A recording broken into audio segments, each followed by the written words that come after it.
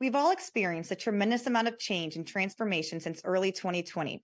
But what are you doing to lead yourself and your team through the chaos and complexity of exponential change? Let's find out together on today's episode of the Banking on Digital Growth podcast.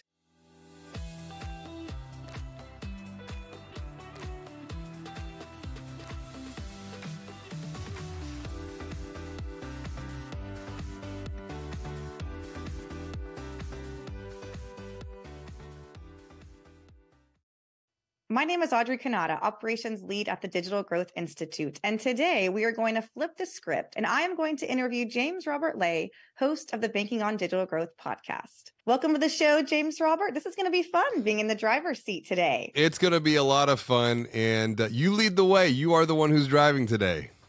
I sure will. And as we always get started, anytime you and I connect, tell us what is going well for you personally or professionally. I'd say if I look back over the past really 14 days, I hit 5 different cities, 5 different events, doing private workshops, keynotes, and a couple of board strategy sessions for financial brands. And the amount of energy that I experienced to get back in person at that type of cadence was exciting. It was exhilarating, but also just exhausting at the same amount of time.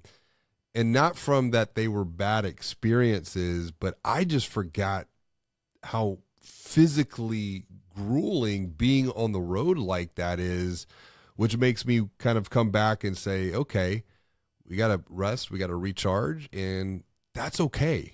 Just pause and get out of some of that and just continuously just plug back in and get ready to do it all over again. Because I get so much excitement when doing these workshops. Well, I mean, it's like you just ran a marathon of speaking events and hey, now you got to rest and recharge and refuel. So before we, dig into the Future Growth Index today, you've done a lot of traveling, you've done a lot of speaking, you've met and had a lot of conversations. And one of the things that we talk a lot about over here is being either growth bound or you are stuck in the gap. And I think, most of us have a pretty general idea of what that means, but can you elaborate a little bit more on the difference between those two and what specifically you mean by being stuck in the gap? This is such an important topic to consider and think about, particularly as we're always looking ahead to future growth. When you're growth bound, you look at the future as bigger, better, brighter. You're looking at it through a lens of abundance. You're optimistic. You're hopeful. On the opposite end of the spectrum, you're stuck in the gap or the growth gap. And the gap is an acronym for griping about problems. And that's when you look towards the future from a lens of scarcity, from a viewpoint of uncertainty, pessimism, that your best days are behind you. And it's important to consider where you're at on this spectrum, because how you perceive the future right now in the present moment will directly influence your thoughts, your feelings and emotions, your actions, your habits, your decisions. And what we're seeing right now through some of the research we've been doing is essentially a tale of two cities. Yeah. So in thinking about, being growth bound and stuck in the gap and the future, you developed not too long ago, the Future Growth Index as a way to measure this. Can you unpack that? What is it? What are you asking? And what is really the purpose, that you're hoping to see with this index? Well, it came down to, like a lot of things, I had an idea. And I needed to validate that idea. I was watching and observing the behaviors of marketing teams, of sales teams, of leadership teams, and both their spoken word, but also some of their body language, if you will, in workshops. When I would bring up particular subject matter around artificial intelligence, for example, you could see the body language and feel the energy in the room start to shift in some cases. And I didn't have a way to quantify this. And so the Future Growth Index looks at three different levels of perspective. The very first one is at a global macro level. So what we're looking at is when you look at the future at a global macro level, do you think of this do you think of the future as bigger, better, brighter? So you're growth bound, or are you stuck in the growth gap, griping about problems, as I was mentioning before? And this is on a scale of 0 to 10. And so what we're finding right now is the industry average is around 6, more or less. It's important to note that that mushy middle is a very dangerous place to be. I've called this the zone of uncertainty, because when you're in the zone of uncertainty, you tend to not make a move one way or another. You're just kind of stuck in this cave of complaint. Exactly. So you go from the macro global level, you go to the organizational level, same thing. When you think about the future of your organization, do you feel growth bound, or do you feel stuck in the gap? And then finally, you go from the organization to the team. When you think about the team that you work with, do you feel growth bound or stuck in the gap? And it's always on a scale of 0 to 10. And we're finding right now the industry averages on all three spectrums are around 5 or 6, more or less. So why look at this future from the global, the organizational, and then the team level? Why look at it from those three different angles? You look at the future first from a macro global level, because that macro is going to impact micro, the organization, if you will. The organization is the macro, which will impact the micro, being the team. So it's essentially going from the largest possibility into a smaller one, from the smaller possibility into even a smaller one there. And if you think about what's going on at a macro global level, and what has been going on at a macro global level since early 2020, through the COVID experience, through a financial crisis, through a health crisis coming out of COVID, through a lot of societal crisis, I made some predictions early on in the podcast that we would see health crisis, financial crisis, societal crisis, all lead into, and where I think we're at right now, which is a mental health crisis. It's a culmination, and it's completely understandable. Sure. Now, that mental health crisis is going to present itself differently in different ways for different people, but organizations are made up of people, and people make up teams, and teams make up organizations. So we must be mindful of how people are perceiving the world at a macro level, because that will then, I think, directly impact them at an organizational level and then at a team level. Yeah, no, that makes absolutely a perfect sense. And I can think about that just myself personally. I've seen how when the outside is tough and struggling, the inside is probably going to be reflecting that as well. So you used this future growth index recently to gain some perspective from those in the industry as you were traveling.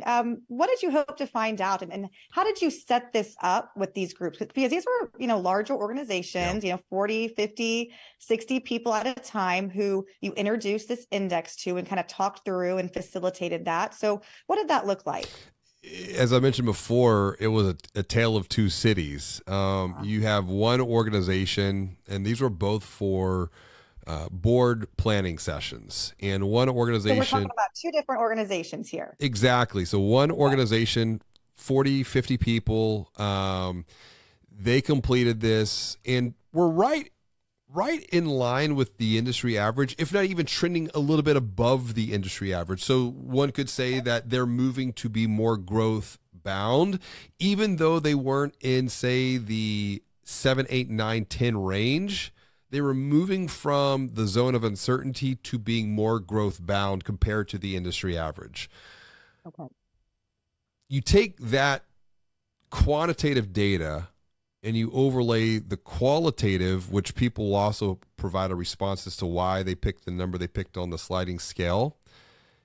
And then you go from that into the conversations during the board strategic planning session. And what I found around how they were thinking and perceiving the future is they were very curious. They were looking to learn. They were looking to grow. They were looking to understand, to gain context.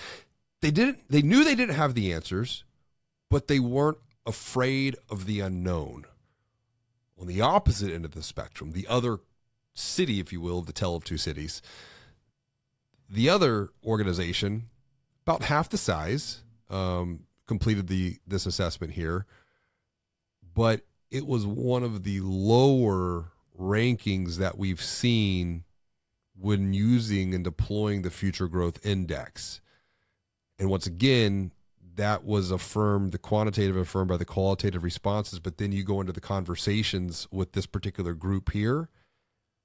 Instead of being curious about future growth potential, they looked at the future as something that was scary. They were confused. There was a lot of conflict in the discussion, in the dialogue, the body language even. And so what I told them, and we use this as a communication tool, this is nothing more than a snapshot in time. This does not predict your future. This only shows you your perception of the future, which if you choose to stay where you're at in the gap, griping about problems, it's going to be a bumpy ride.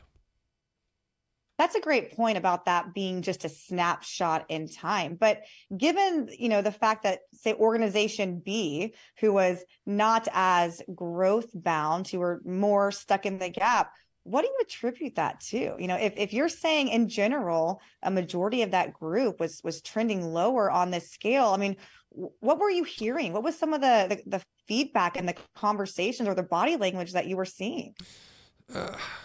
Some were verbally saying that they wish they could go back to the way things were before, i.e. pre-COVID. Some were sharing their concern, and I think they're legitimate concerns around AI and artificial intelligence, but their perception is that of Skynet. When asking this group how many have experimented with ChatGPT, 1 out of around 20 people had, meaning 19 had not. So my follow-up to that was, well, what's your perception of ChatGPT? And their response, well, that's what kids are going to cheat in school with, and it's going to make kids dumb. And it was just this very heavy negative response. And then I said, well, where did you get your perspective from? Well, the news. So, and it makes a lot of sense because when ChatGPT came out, that was the big headline for a couple weeks in the news cycle, but it was being presented as a tool that kids were going to be using to cheat in school with. And so that has now been planted into their mind. And so they're going to have to, and this is important, this is why it's a snapshot in time.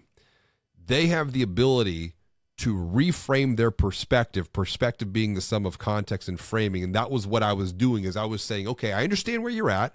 I'm not judging you, but here are some other perspectives to consider going forward into the future.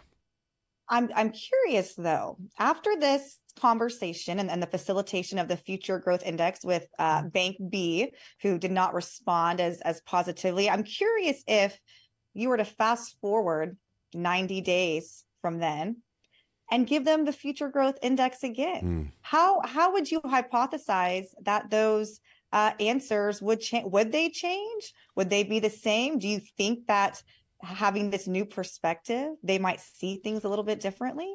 I would say it's a possibility, because there was definitely, as we were wrapping up, a lot of the comments in reflection on the day spent together and the time we invest together, it was, I would say, more hopeful. It was more optimistic. It was more upbeat.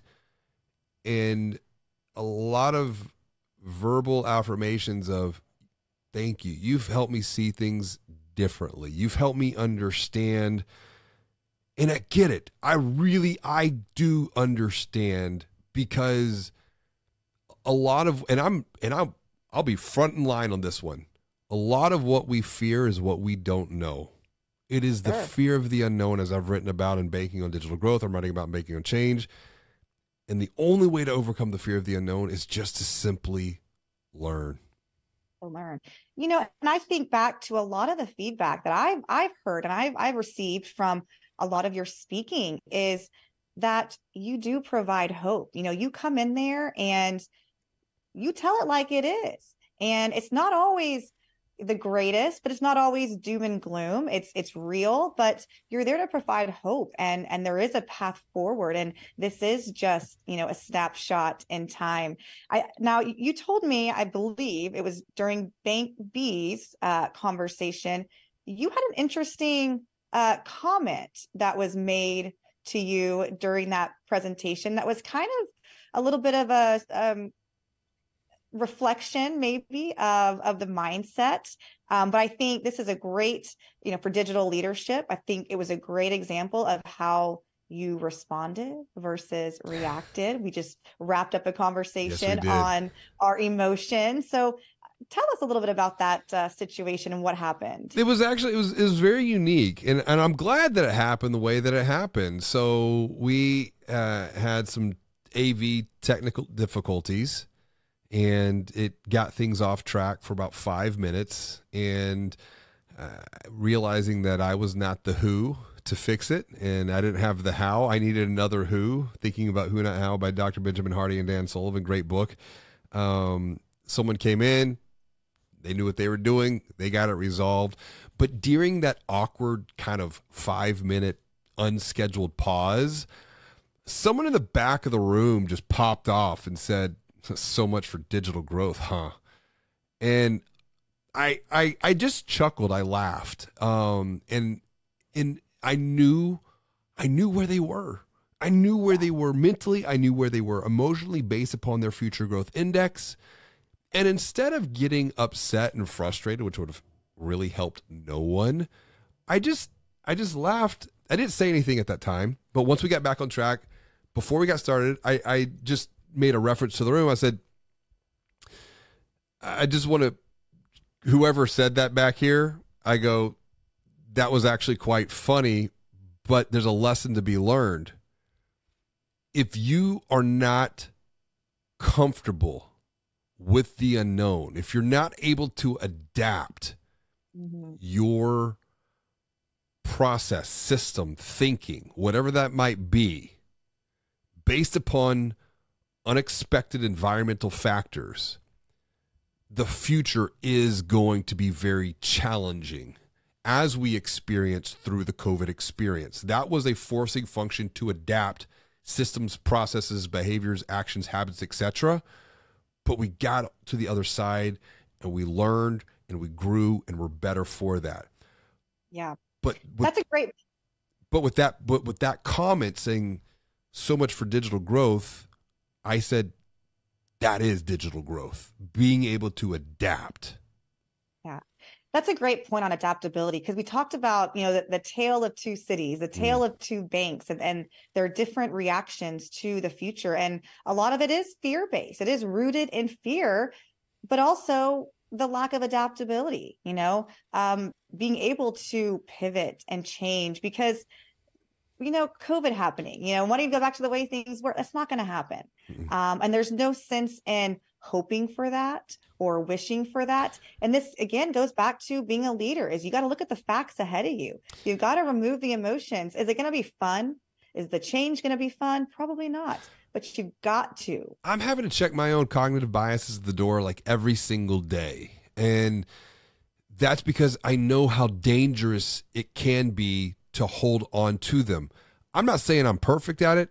It's work. It takes a lot of coaching, sometimes even therapy for that to happen at really deep emotional levels. And we're not going to go that deep in today's discussion, although I think we probably should at one point or another, because your personal perspective is going to directly influence your perspective, professional perspective, and vice versa.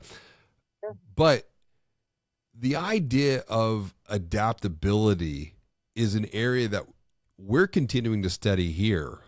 And And once again, it makes me very hopeful for the future because I do know that AQ, adaptability quotient, just like with the future growth index, we can measure that and we can coach against it to increase the adaptability quotient of individuals, of teams throughout the entire organization. And as a result, be able to navigate the complexities of uncertain and turbulent times more so than we probably could otherwise. Yeah, and that's a fantastic point to wrap up this conversation today. And as you always like to end the show, and how I'm going to end the show as well today, let's wrap up on a practical takeaway that our listener can apply moving forward in this age of AI. Well, if we're talking about adaptability, and this comes from something that you recently posted on, and I'm pulling this up here, you recently posted this on LinkedIn about doing things that suck. And I'm going to quote you. You said, do things that suck, not to torture yourself and not to brag about it, but to push yourself out of your comfort zone. Why? By regularly stepping out of your comfort zone, that zone will naturally expand. And so I had replied to you on that, and I said, this is exactly why, for me, I take cold showers every single day. Now, granted, I live in Houston, we live in Houston, but it's now that it's getting cooler and colder here, I'm grateful that the temperatures are starting to drop. My showers are getting colder. I was having to supplement with like true ice baths over the summer months with ice buckets. But some people responded. They're like, one person said, cold showers are too far outside my comfort zone. I like to test my limits, but that step is too far. And I get it. I understand. I was there. But it's making the conscious decision that I am able to control my mind in a cold environment that is very uncomfortable. It makes other uncomfortable situations over a period of time that much easier to handle. But it's like exercise and working out. You don't have to jump in, and run the marathon. You don't have to jump into the shower for 5 minutes. Nor did I. Yes, I didn't either. Start with 10 seconds, then 20 seconds, and build that stamina up. So thank you so much, James Robert, for letting me flip the script on you today and interview you. This has been a great conversation. Well, let's do it again because this was a lot of fun. Absolutely. Thank you for joining us for another episode of the Banking on Digital Growth podcast.